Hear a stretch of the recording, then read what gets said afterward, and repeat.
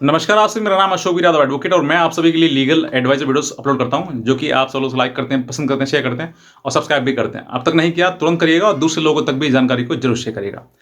सबसे पहले मैं बहुत सारे लोग मेरे से सवाल पूछते हैं, कमेंट के द्वारा ही पूछते हैं और सामने मेरे क्लाइंट्स हैं वो भी पूछते हैं कि सर क्या हमारे पास व्हाट्सअप रिकॉर्डिंग है, व्हाट्सअप पर चैट है वो चल जाएगी, क्या हमारे पास ऑडियो है क्या वो चल जाएगी, वीडियो है क्या वो चल जाएगी, ये डिजिटल्स जितने भी मतलब एविडेंस हैं क्या ये एडमिसिबल है कोर्ट में या फिर नहीं है।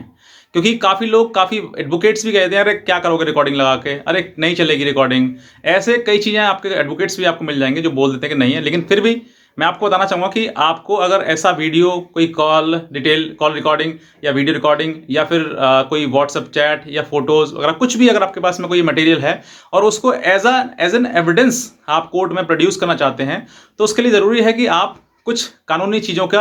हेल्प लेकर आप उनको एडमिसिबल बना सकते हैं। क्योंकि ये जो एविडेंस है, जो भी कॉल रिकॉर्डिंग या डिजिटल जो भी आपके पास में एविडेंस है, ये सेकेंडरी एविडेंस में आता है। सेकेंडरी एविडेंस मतलब कि जो एविडेंस जो वो आप बाद में दे सकते हैं और उस एविडेंस का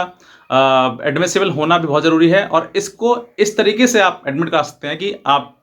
कोर्ट आपसे भी ये नहीं कह सकता कि आप नहीं कर सकते, एडमिटेबल नहीं है। तो ये चीज़ आपको देखनी है। बहरहाल मैं बताता हूँ आपके लिए कि जैसे किसी प्रकार का कोई विवाद आपके बीच में हो, लड़ाई झगड़ा पति पत्नी का मैं बताता हूँ आपके लिए मोस्टली, या फिर कोई और भी आपके पास विवाद हो जिसमें कि आपके जो कॉल रिकॉर्डिंग, कॉल पर बात चल रही है और उसमें कोई गाली गलौज या कोई धमकी आपको दी गई है, तो उस रिकॉर्डिंग को आप कोर्ट में एडमिट कराना चाहते हैं और कोर्ट में एडमिट करने वाला आप लगता है कि हम कहीं ना कहीं हमको न्याय मिल जाएगा, जो सच्चाई है वो कोर्ट के सामने प्रोड्यूस हो जाएगी। तो ये चीज़ें आपको ऐसे कर सकते हैं क्योंकि जब आपके पास कोई रिकॉर्डिंग या फोटोज़ आपके पास है, फोटोज़ तो ठीक है लेकिन रिकॉर्डिंग आपके पास है, तो आप सबसे पहले उसको नैरेट कराएं। नैरेट मतलब संवाद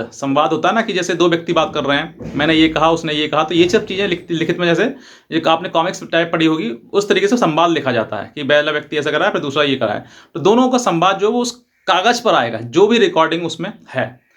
उसको, संवाद को आपको कागज़ पर नोट करवाएंगे। उसके बाद उसी जो कॉल रिकॉर्डिंग है उसकी सॉफ्ट कॉपी आप एक पेन ड्राइव में, पहले सीट चलती हैं अब पेन ड्राइव चलती हैं, तो आप पेन ड्राइव में उसको कॉपी करके एज इट इज़ डालेंगे और उसके बाद उस दोनों चीज़ को नरेट करके, मतलब कि नरेशन आपका संवाद, और दूसरा जो पेन ड्राइव है उस पेन ड्राइव को दोनों को साथ लगाकर इसमें एक सेक्शन 65 एविडेंस एक्ट के तहत जो वो आप एप्लीकेशन देंगे और उसमें बताएंगे कि ये जो बात है वो कहीं भी लोग सत्य है, इसमें किसी प्रकार की कोई छेड़छाड़ नहीं है और जो भी बात है इसमें वो मेरी संज्ञान में है। सब कुछ आप लेके ओथ के साथ में ये आप जब प्रोड्यूस करेंगे तो कोर्ट भी इसमें मना नहीं कर सकता कि आप इसको एज एन एविडेंस प्रोड्यूस नहीं कर सकते हैं। बहुत सारे ऐसे एडवोकेट्स भी हैं जो भी ये कहते हैं कि सर ये नहीं चलेगी, क्योंकि कहीं ना कहीं इसमें ज़्यादा काम करना पड़ता है। रिकॉर्डिंग सुनने के बाद नरेट करो, नरेट करने के बाद उसको फिर प्रोड्यूस एडमिट कराओ, तो ये चीज़ें थोड़ा सा हैसल टाइप हो जाती है। तो इसलिए वकील भी जो हट जाते हैं कि भाई इसको रहने दो। तो आपको रहने देना, अगर आपके पास कोई एविडेंस है ऐसा, मान लीजिए मैं कहता हूँ कि कोई रिकॉर्डिंग आपके पास में है जिसमें हो सकता है कि आपकी पत्नी का चरित्र दिखाई दे रहा हो कि वो किसी से बात कर रही है, किसी में कुछ ऐसे गलत शब्दों का प्रयोग कर रही है, या फिर कुछ ऐसा लग रहा है आपको कि इसमें हो सकता है कि हमें राहत मिल जाए, हमें कोई बड़ी चीज़ शामिल हो जाए, तो फोटो तो आप डायरेक्ट फोटो प्रिंट करवाए लगा दिया। लेकिन यहाँ पर जो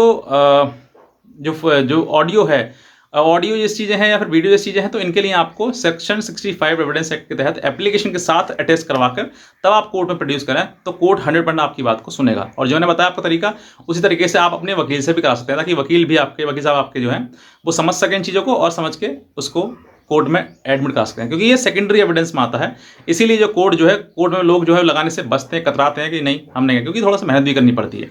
तो ये आपको समझना है। और अगर ऐसी ही जानकारी आप हमसे और लेना चाहते हैं तो आप हमारे दिए हुए नंबर पर हमें संपर्क कर सकते हैं, हमारी लीगल एडवाइस भी ले सकते हैं। बस इतना कहना चाहूँगा। बाकी आज का वीडियो में आप सभी बहुत धन्यवाद।